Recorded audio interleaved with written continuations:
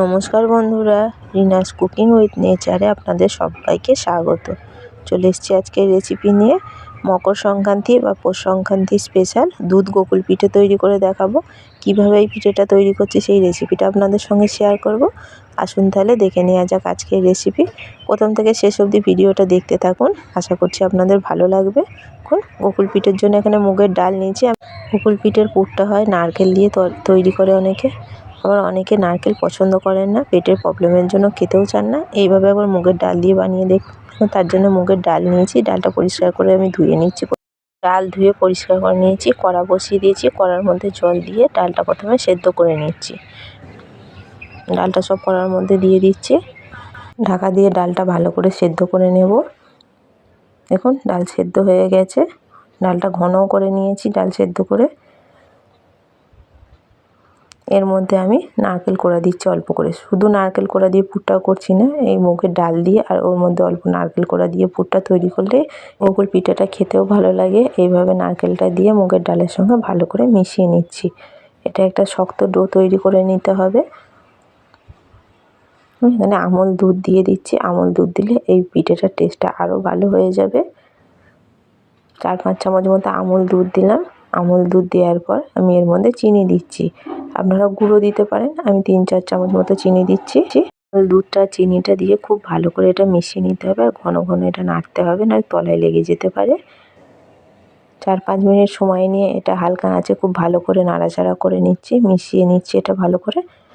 আমি এর মধ্যে এবার অল্প একটুখানি খেজুরের গুড় দিলাম, আপনারা গুড়টা নাও দিতে পারেন অথবা শুধু গুড় দিয়েও করতে পারেন চিনির বদলে। আমি অল্প একটু গুড় দিয়েছি, গুড় দিয়ে এবার ভালো করে এটা সব মিশিয়ে নিচ্ছি। দেখুন গুড় দেওয়ার পর একটু জল জল ভাব হয়ে গেছে চিনি আর গুড়টা দেওয়ার পর। এটা নাড়াচাড়া করে ভালো করে একটা শুকনো শক্ত ডো তৈরি করে নেব। এখন এটা নাড়াচাড়া করতে করতে গায়ের জলটা অনেকটা শুকনো হয়ে গেছে, আর কড়া থেকে দেখুন ছেড়ে আসছে। এই সময়ই এটা আরেকটু শক্ত ডো তৈরি করে নিতে হবে, এইরকমভাবেই তৈরি করে নিতে হবে। আর এটা ঘন ঘন খুব নাড়তে হবে, না হলে তলায় লেগে যেতে পারে। চিনি দেওয়া আছে, আর হালকা আঁচে এটা করে নেবেন, খুব বেশি জাল দিলে পুড়ে যাবে। একটা শক্ত ডো তৈরি করে নিয়েছি, কড়া থেকে ছেড়ে আসছে, এরকম অবস্থাতে এটা নামিয়ে নিতে হবে। আমি নুনটা দিয়েছিলাম এর মধ্যে, আপনাদের দেখাতে ভুলে গেছি। অল্প একটু নুন দিয়ে দেবেন আর অল্প একটু ঘি দেবেন, ঘি দিলে এর গন্ধটাও ভালো হয়। ডাল দেওয়া আছে, মুগ ডালে কাঁচা গন্ধও বেরোবে না। পুরটা ঢেলে ঠান্ডা করে নিয়েছি, গোকুল পিঠে শেপ দিয়ে নেব। অল্প একটু ডো নিচ্ছি হাতে, ডোটা নিয়ে গোল করে নিলাম প্রথমে। এবার গোল করে হাতের মধ্যে এইভাবে চ্যাপটা করে নিতে হবে। এইরকম ছোট ছোট সবগুলো তৈরি করে নিতে হবে। আপনাদের যদি মনে হয় হাতে লেগে যাচ্ছে, অল্প একটু এটা তৈরি করার আগে হাতে একটু ঘি মাখিয়েও নিতে পারেন, তাহলে আর হাতে লেগে যাওয়ার সমস্যাটা হবে না। এইভাবে গোল গোল করে সবগুলো তৈরি করে নিচ্ছি। সমস্তগুলো আমি পাকিয়ে নিয়েছি, এবার একটা ব্যাটার তৈরি করে নেব। ব্যাটার তৈরি করবো, এখানে একটা বাটি নিয়েছি, এখানে 2 চামচ মতো ময়দা নিয়েছি, ময়দাটা দিয়ে দিলাম। চামচ নিয়েছি চালের গুঁড়ো, চালের গুঁড়োটার সঙ্গে মিশিয়ে নিচ্ছি ও জল দিয়ে দিয়ে একটা ব্যাটার তৈরি করে নিচ্ছি।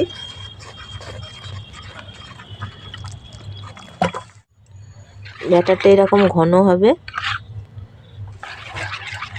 এগুলো ভাজার জন্য কড়া বসিয়ে দিয়েছি, কড়াই সাদা তেল দিয়ে দিচ্ছি, গরম হয়ে গেছে।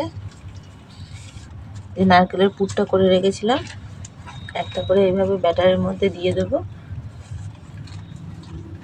এইভাবে ব্যাটার ডুবিয়ে একটা একটা করে ভেজে নেব।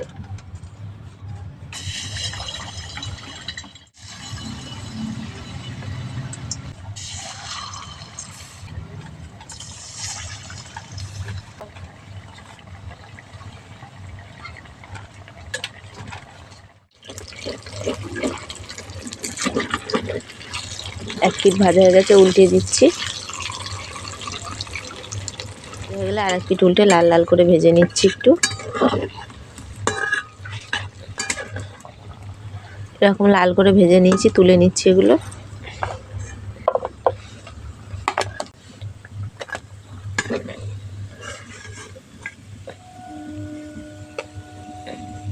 বাকি পিঠেগুলো একইভাবে ব্যাটারের মধ্যে ডুবিয়ে ভেজে নিচ্ছি।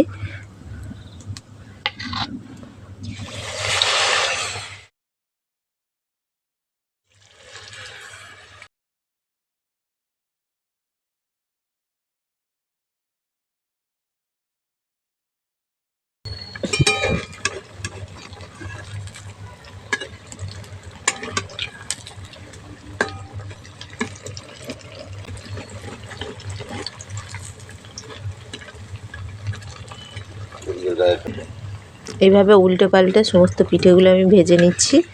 পিঠেগুলো ভাজা হয়ে গেছে, গরম করে নেব। 500 গ্রাম প্যাকেটের দুধ নিয়েছি, লিকুইড দুধটা দিয়ে দিচ্ছি। ফুটিয়ে ঘন করে জাল দিয়ে নিচ্ছি।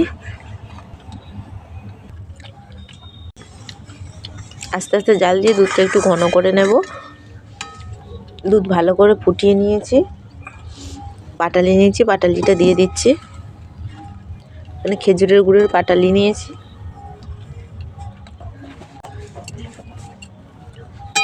পাটালিটা দিয়ে দুধটা আবার একটু ভালো করে জাল করে নিচ্ছি।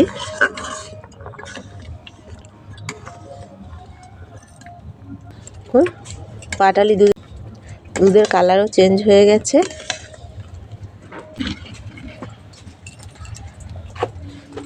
ভেজে রাখা পিঠেগুলো দিয়ে দিচ্ছি, দুধে দিয়ে ভালো করে ফুটিয়ে নেব।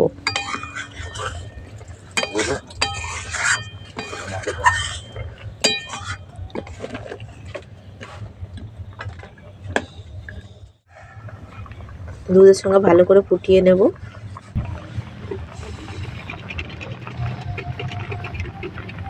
খুব ভালো করে ফুটিয়ে নিয়েছি। আমি এবার গোকুল পিঠেটা নামিয়ে নিচ্ছি। গোকুল পিঠে গরম গরম পরিবেশনের জন্য একদম রেডি হয়ে গেছে।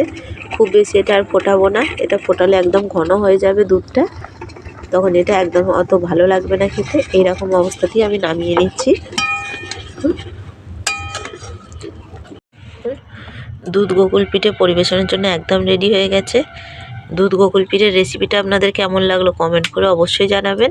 রেসিপিটা ভালো লেগে থাকলে একটা লাইক, কমেন্ট, শেয়ার করবেন আর চ্যানেলটা সাবস্ক্রাইব করে আমার পাশে থাকবেন। ফিরে আসবো অন্য কোনো রেসিপি নিয়ে।